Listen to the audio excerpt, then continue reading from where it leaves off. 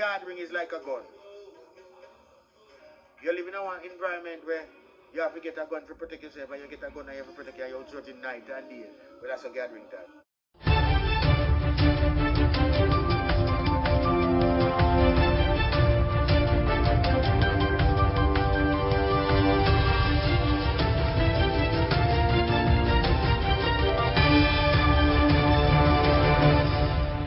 Welcome back to MyView TV, the people's platform, the home of undiluted news, reviews, updates, and your daily dose of entertainment.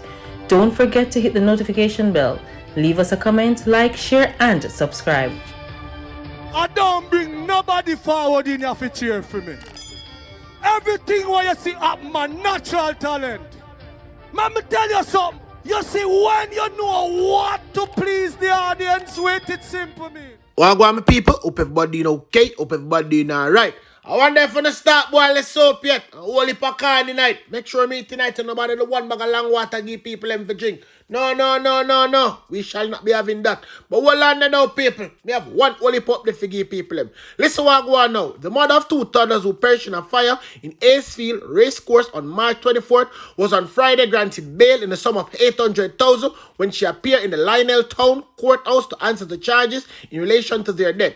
Macy Walters, who was taken into custody on Tuesday, is to return to court on June 3rd. Her attorney, Nicole Ferguson, has expressed confidence in his client's innocence. Listen to the attorney now, my people. She was brought before the courts under the Child Care and Protection Act. She was charged under Section 9. In summary, the Crown is alleging that she, being an adult that had care of a child, neglected the child, and as a result that caused harm. And in this case, it's two children. But the matter will be before the court. We are confident that Ms. Walters is not guilty of the offenses charged. I hasten to say, however, that really this was a very tragic situation, and Know exactly what I'm going to say. When I'm going to say the man lends them thick. I wonder if him judgment as thick as him lends them. I don't know. People guess who my buck around one place around one part. Not sleepy. And the man finally wake up and admit to the fact say gang violence is a major concern for the security force. But it must be a concern if they not slap on nobody. All the thing we do is pick them up and carry them behind bars. For got name taxpayers' money. In that 27 months, most gangsters were keeping, as you would say, a low profile. And then they started reorganizing. And the killing went like that again. And in fact, it started rising in 2014, I think, Commissioner, about after 2010. And it went exponentially because gang killings are always associated with reprisal.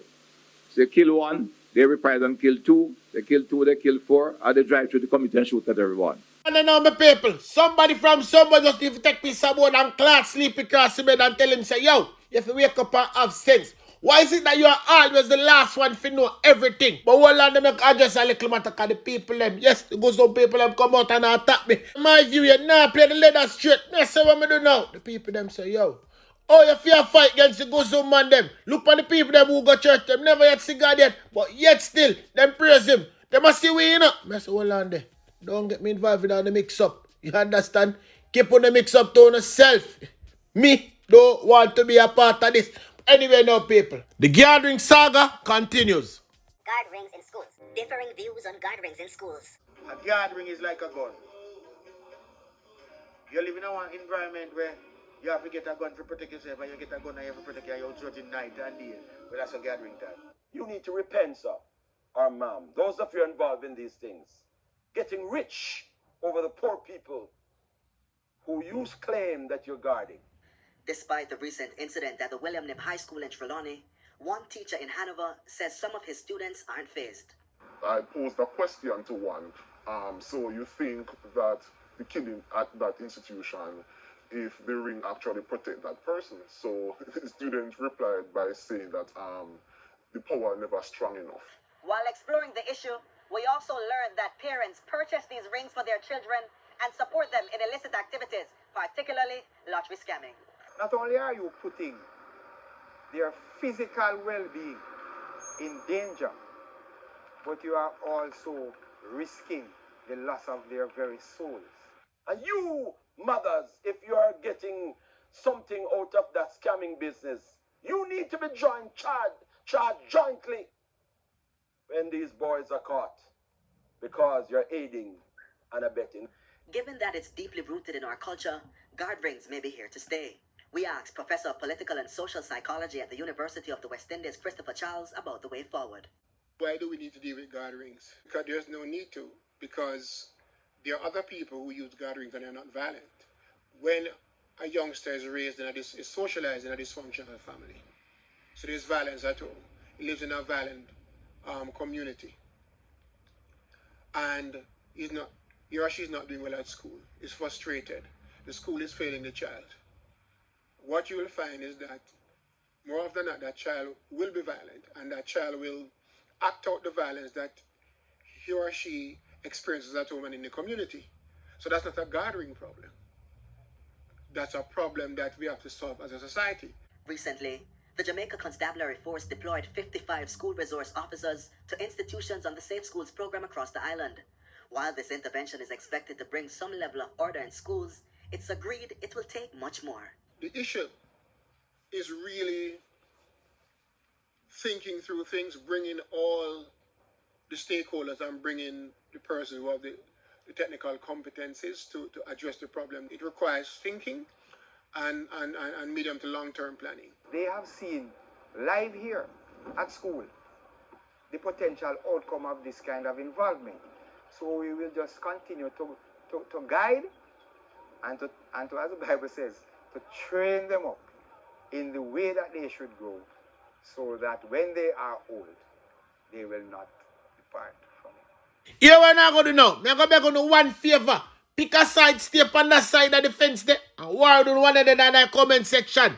Me don't want to be a part of it. But hold on now. Senior Superintendent called for behavior modification program in school amidst violence. Yes, people. And I was so upset that head of the St. Catherine South Police Superintendent Christopher Phillips said a comprehensive behavior modification program was necessary before the resumption of face-to-face class in March. He was reacting to a parade of violent altercation involving students across the island.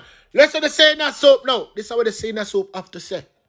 We're a bit surprised at the amount of instruments that the students are taking to school. That's obviously designed for a war, because the students are sharpening these instruments. Some persons were asking why we took the compass and the scissors. Those are items that the school would have given the directive to them not to take. And whenever they need to use those, the school would provide them. So, but we find that most of these things, they are sharpening. Even the simple thing as the tail comb, they sharpen the point of those. Even the edge of the scissors, the sharpening those. One of the things that the schools should have considered was not just to invite them back to school and have them hitting the ground with what's in the curriculum, but to more focus on the behavior modification, getting them back into that frame of mind. You would have students who lost loved ones during the time they were out. There were some who in gangs, students who were molested and all of that abused during the time out there. The school has to recognize that they needed a program to treat with all of that mixed, emotion and maladjusted behavior that will be coming at them, instead of just hitting the ground running with curriculum. We're dealing with a different generation of students. They are overly exposed to all manner of things. And so supervision of the children now has to be much tighter, even on the internet. So you might be locking down a child in their home, but everything else is coming to that child through the gadgets that they have there. So the supervision has to be much, much tighter. Parents have to get involved in what is happening at the schools, or else they're going to lose some of these children. You can't leave it up to the teachers alone or for the police to respond to it. It has to be a collaborative effort. So that is what Wicked Man Chris have to say. So we can move on now, people. So we move on from Wicked Man Chris to the worst. And I say with a capital W. The worst education minister Jamaica will ever see, or where someone that ever live to see. It can't get worse than this one, people. Me I tell you, she don't have no sense here and now. Assessment by the Ministry of Education shows significant learning loss for students at primary level in maths and science due to the COVID-19 pandemic. People, she don't have no sense. Me, I be honest with you. She don't have no sense. Me don't know how come she not the post so long. Andrew, hurry up and get rid of Sheena, man.